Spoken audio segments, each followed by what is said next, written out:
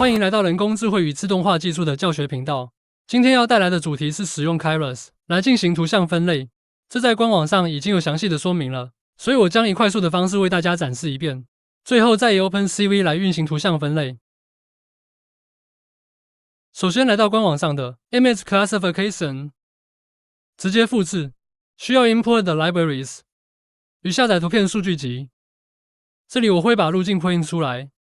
下载完成后，我们到该路径，可以看到5种花朵的资料夹，分别是雏菊、蒲公英、玫瑰、向日葵与郁金香。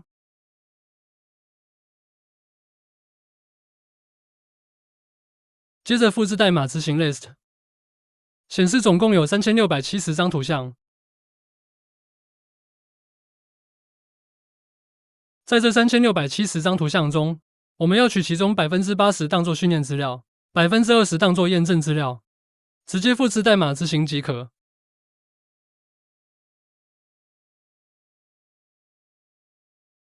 步骤3：配置数据集以提高性能与标准化数据。同样直接复制代码执行即可。想要多了解的可以参考官网的说明。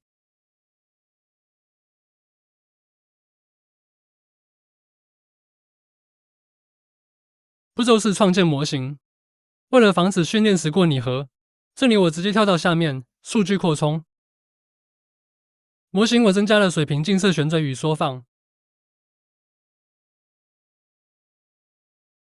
并在训练过程中随机丢弃 20%。另外，输出层可加入 Softmax， 方便直接以准确率表示。最后编译模型，并显示出来看看。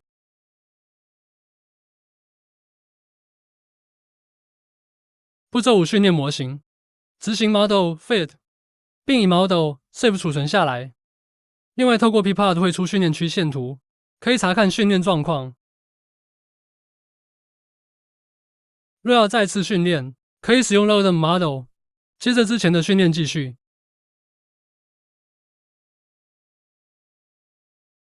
训练完成后，便可拿来进行图像分类。一开始读取图片需进行转换，中途可以 print 出它的格式出来看看。接着执行 Predict， 执行结果有 99% 几率是 Sunflower。OpenCV 是常用且功能强大的函式库，这里我另外准备了15张图片来示范。从读取图片后，需进行大小缩放，并注意宽高指定顺序，接着做格式转换。接下来就跟 Step 6一样，执行 Predict。最后用 ImSo 把图片显示出来，并标注分类结果与准确率。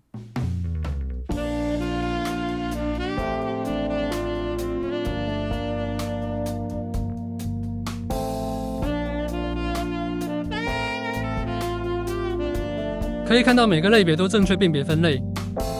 另外，有关 Model 模型，官方也提供一些著名的 Models 可供参考，连结我放在下方的说明栏，感兴趣的可以去参考试试。